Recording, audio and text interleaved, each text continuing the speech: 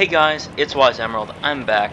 Today, I'm going to be beating Fortnite without any guns. Yes, you read the title correct. It's not clickbait. By the end of this, I will be beating Fortnite without picking up or shooting a single gun the entire time.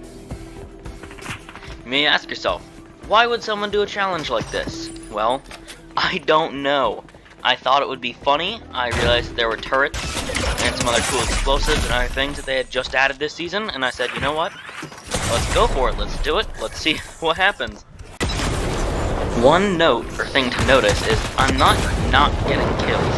I'll show you a lot of death throughout this playthrough, but if you look under my minimap, you'll see most games I get quite a few kills. In one game, I even get 13 kills, which that's not a low number for a normal game, especially for a game where you can't use guns. Also, my dodging and my rotating strategies got better throughout this. Not being able to use guns and not relying on firepower made me a much better player over time. So, while you're witnessing some of my deaths, let's talk about my strategy throughout this. Throughout most of the games, my main way to deal damage was one of two things. Either throwables and consumables, such as D4 or the Fireflies, or a business turret. Now, you'll hear me call them business turrets and turrets. The real name is a business turret from the new Heist update, and they're actually really good at dealing damage. The only problem is, it's hard to carry a lot of them because they only come in stacks of 2. You can only have one at once, and they cannot be thrown in water or on very uneven surfaces. And they also have a very limited range. If you run away too fast, you can outrun these turrets. Other than dealing damage, you'll see my inventory normally has a rocket ram and plenty of health and movement items such as shockwaves or the new junior bounce pads they added in. Movement was a major part of this because in a lot of fights, standing and shooting, well, standing and fighting back wasn't really an option. I had to either throw down a turret and take cover, or throw down a current and just turret, or throw down a turret and try and move around as fast as possible to avoid getting shot. That's where the dodging came in. My ability to quickly switch between items and throw down shockwaves, bounce pads, and other things to get me out of situations greatly improved. Here's where my demeanor, at least in the playing, not in this post-recording, starts to change. I started having to play a very aggressive strategy. I realized hanging back and not getting a lot of kills wasn't an option. I couldn't go into a lot of the places, like the ground vaults of the new locations they added, like Sanguine Suites, Relentless Retreat, because I couldn't kill the bosses. I simply couldn't dish out enough damage to do that and be able to fight off any other players, because most of my damage early game came from consumables, and after I ran out, I didn't really have any other options, so I didn't feel like wasting them on a boss.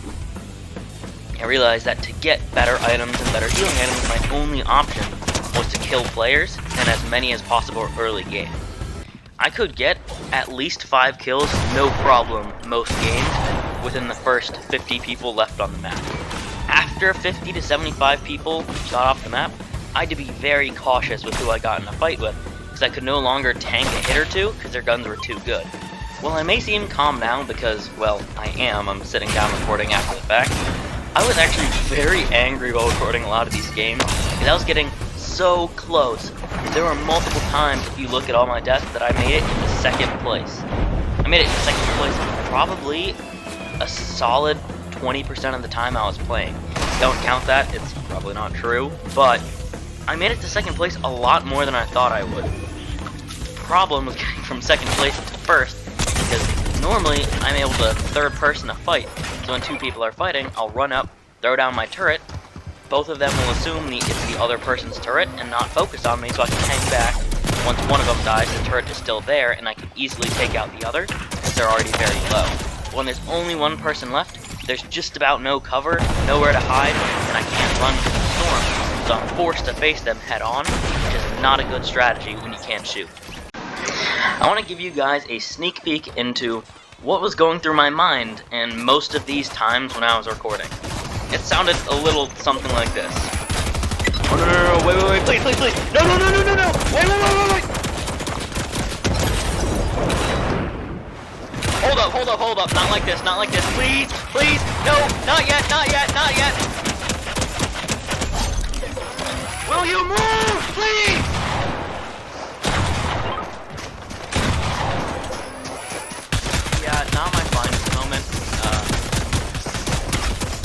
not happy with the way I reacted, but I stand by it. It was around this point in recording that I actually contemplated quitting and not finishing the challenge. I hadn't posted anything about it for the purpose of, if I couldn't complete it, I'd do it, but I think this was almost 50 games in now. I was really starting to lose my hope of ever being able to do it. I'd come in second place so many times. You can see how many times I've died. It was very disheartening losing all that progress, one after another, and these were not all recorded at once. This has taken me multiple days, I think weeks now, of trying, and I also have to maintain a life other than just sitting and playing Fortnite. So I really, for the first time, almost contemplated just making a different video, putting one out, and never recording, like never releasing this to anyone. Let me tell you, going into this last game, I had some spirits. I was happy. This is a new game, a new day. Right after school, came home, sat down, and decided to record one more game. I'm not even joking. This was going to be my last game before I just scrapped it. I spent so many hours. I already had a backup plan for a video I was going to record with some friends. We were just going to play some normal Fortnite, but only drop at the new locations and stay there for the entire game no matter what. But, well, you'll see how this game turns out. This was the moment of truth. I had thrown down my turrets. I only had very little movement left, very little health left. It was time to make my stand. Now or never. It was either going to be I get shot and die, or I'm able to move just fast enough that my turret deals slightly more damage than his guns do, and I win. As my screen went dark, I waited with suspense. I closed my eyes and I looked up at what I had done for myself. I had done it, baby! I won! Oh yeah! Done recording! This is the challenge. 2 hours!